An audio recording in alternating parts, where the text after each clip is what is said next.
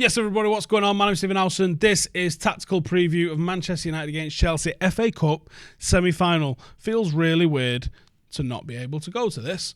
Here's the team news then. Luke Shaw and Brandon Williams face a race for fitness after Ole confirmed blurred vision kept out Williams from the Crystal Palace game, and obviously we saw the twisted ankle from Luke Shaw. I think you got to be careful with that twisted ankle. I really think you got to be careful with that twisted ankle. It's one of the weirdest joints, and it just takes forever to sort out. Massive surprise to see Fosun Mensah in the starting 11. I don't know what's more surprising, the fact that he played on Thursday night, or if he's featuring again after not playing for over 1,000 days twice in the course of 1 week. That's mental, if that's the case. Matic should be ready to return after taking a bit of a rest at Palace, although we did see him come off the bench. Lampard, check this one out, has confirmed that N'Golo Kante will miss the game, and there are a few more players with little niggles that need to be checked on. I don't know if I'm fully buying that, but no Kante, that Chelsea team can rapidly fall apart. So that is a massive boost for United going into this. We are seeking a fourth consecutive win against Chelsea for the first time since 2011. We are unbeaten against them in 6 games since we lost in the 2018 FA Cup final. Since Abramovich bought the club in 2013, United and Chelsea have won more major honours than any other English club. Chelsea have got 16, United on 14. We are playing them in the FA Cup for the 4th successive year. We have lost 2 and won 1. The only other season that we've come across Chelsea in both domestic cup competitions was in 2012 and 13, and Chelsea beat us in both of those. Chelsea have won 12, including 1 on penalties, of their last 13 FA Cup ties, losing to United in 2019. Chelsea's season in the FA Cup, they started with Nottingham Forest where they won 2-0. They then beat Hull on the road. They beat Liverpool at home, and they beat Leicester away, conceding only 1 goal in the process. They've done quite well. United had to take Wolves to a replay. We battered Tranmere, which was a fun day in here, let me say that. We beat Derby quite comfortably 3-1, and then we made real hard work of it, beating Norwich in the quarter-final and needing to pull out all sorts of stops to take that heavily rotated team into the next round. Tactical look at Chelsea then. Lampard has pretty much gone with the 4-3-3 as standard, used it 22 times in the Premier League this season. Mason Mount and Ross Barkley commonly used either side of Jorginho in midfield. Giroud has seemingly replaced Tammy Abraham as the first choice striker with the restart, and they've got a serious threat on the wings with Pulisic and an in-form Willian. Rudiger, Christensen and Zuma rotate at centre-half, with Azpilicueta and Alonso usually in at full-back. Kepa, the most expensive goalkeeper in history, but he's shite and he's got the lowest save percentage in the Premier League this season, which could be good news for Bruno, as we all know that he loves a dig from range. In terms of strengths, Chelsea love a through ball, commonly look to place the through balls from midfield in between the defenders for Willian and Pulisic to get onto.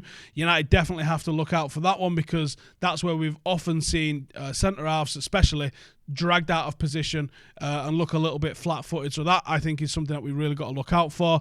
The midfield three always shows bags of tenacity and hard work, which helps them usually win the ball back quickly before sending it in for their attackers. Worrying the number of times that United have been caught out in midfield over the last couple of games. That, again, is something that United really have got to look out for. Weaknesses, then, the things that we can exploit on. Chelsea's defence just isn't good. They've conceded 49 goals in the Premier League so far, which is less than, it's the worst out of the whole top 10. They've also lost 16 leads in all competitions, which should give United a little bit of confidence if we concede an early goal. They're not great at holding on to leads. I'll do my starting 11 first, and then we'll talk about my key player, because giving the game up a little bit here. But let's have a look at my team. I did debate with going with a 3 at the back, and I decided against it last minute because I just don't think United have got the trust in the options, although I do think it would be a valid system for us to use against this team. Big Dave in net, not rotating the goalkeeper for this one. Wan-Bissaka right back, and I have gone with Shaw at left back. Hopefully that extra night off against Crystal Palace has allowed him to recover properly.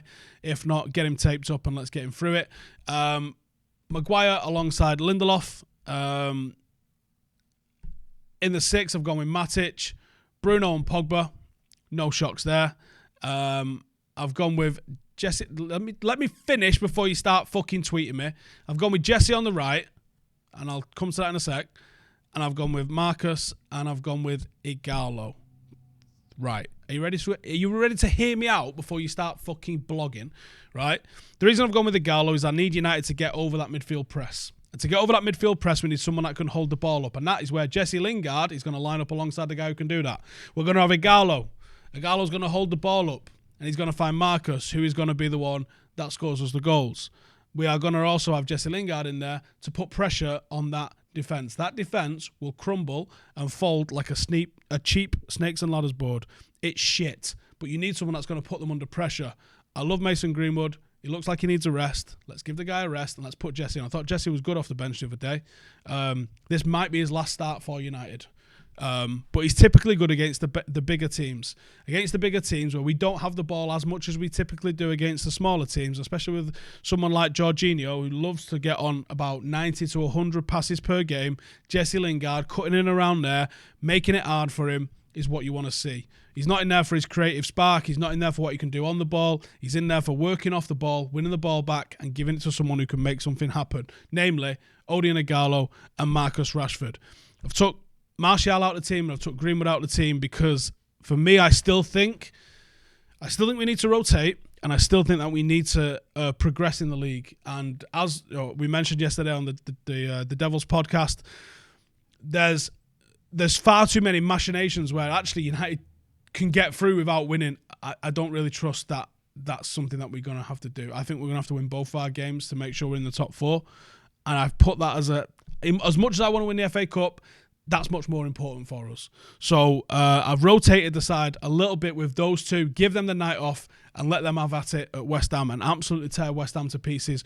And against West Ham, we'll rest Marcus and we'll bring somebody else in, maybe Dan James or someone on that left-hand side. And then hopefully we can go balls to the wall against Leicester before, hopefully, an FA Cup final, probably against Manchester City, but who knows? Shit could go west and it could be against Arsenal. But that's my thoughts on why I want to see Jesse Lingard in the team. I know he's not everyone's cup of tea at the moment. He hasn't been great, but there is a use for him still. And I think that is the use for him. He's good off the bench and he's good against bigger teams. He's good to give someone the night off, and that's what I think we need to see. Right, I'm going to head over to the Patreon group and see what everybody's saying in the comments and the questions. Do I think N'Golo should get a shout considering the issues we have with the high press? Read my mind. That's exactly what we've gone for. Think one of the most overlooked aspects of our recent form is how good and important Matic and Pogba's dribbling in deep positions is. Their ability to break the first line of opposition, then pass to Bruno and co higher up the pitch, who break the second, is why we manage to control games and create so much. It's very similar to Moussa Dembele and Eriksen axis of the strongest period of Poch's Tottenham. Would love to hear my thoughts. One of the major issues that we struggled with against Southampton was that we didn't get Bruno or Pogba on the ball at all. And because we couldn't get those two players on the ball, we was just forced into risky, low percentage passes. We was trying to go through Wan-Bissaka, who's not a ball player. Southampton did a great job on us. And that's not a knock on Ole. You know, I saw some right bullshit come out, especially from ESPN saying Ole's out of his depth. Right, okay, well, Ole only drew to him. Pep lost to him last week. He's out of his fucking depth. Shut up. I think you're right. I think the importance of the ball playing ability from both of those two in deep, although Matic did look shaky when he first came on, at least against Palace, their ability on the ball and their ability to ride tackles because of the sheer size of the pair of the bastards they are, is very important to us. And we have to replace Matic right now while he's still here, because I think we're going to fall off rapid once he goes. How important is it that we start our games well and not allow teams to get an upper hand on us like in recent games? And how well do I think Ole gets the team? And how do I think Ole gets the team to do so? I don't know. It's obviously important that we start games well. I don't know why we're cold. Is it something to do with the warm-up? Is it something to do with the lack of or overcooking of instructions that are in the players' heads as they're coming out? But you're right. We used to start very, very well, and now we don't so much. Don't know. What's on Ole's iPad? The watch along. How many would I rotate realistically? I think I've rotated 2 in that team. I think that's no more than 3. 2 ideally, no more than 3, because 8, like we did against Norwich, madness. Have I had any contact with Brandon since his injury against Southampton? And does it look like he'll play against Chelsea? Yeah, I texted him and said, hope your head's all right. And he just liked the message. So that's about as much of it. Odds on N'Golo getting the nod.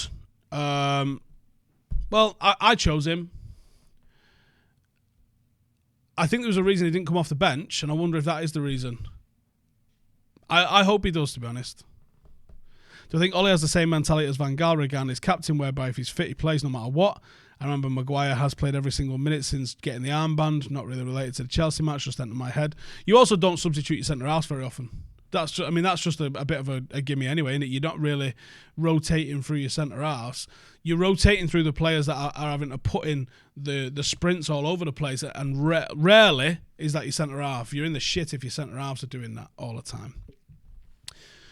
Do I think as a way to try and get him to get the last little bit of use out of the rest of this squad, there's a chance Ole throws caution to the wind and completely changes the team?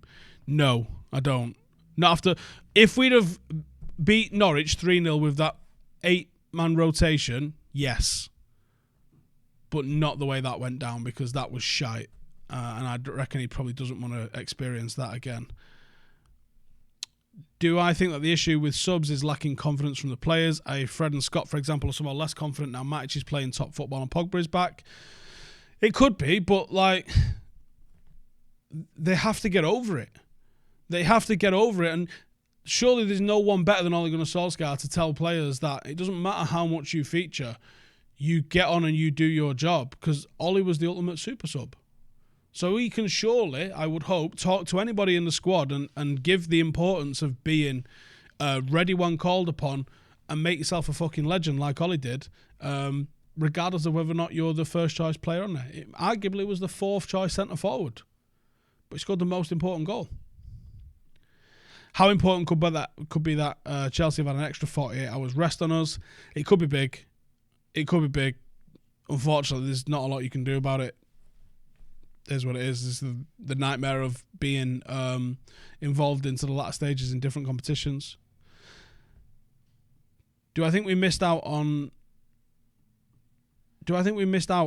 by not signing the new Sir Alex Ferguson, Mikel Arteta?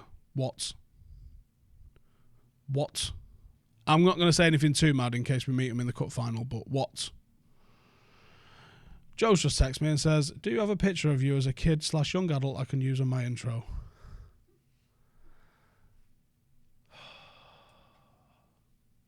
What's he doing? Should we rest Greenwood and play James? I wouldn't play James. I don't think he's good enough on the ball.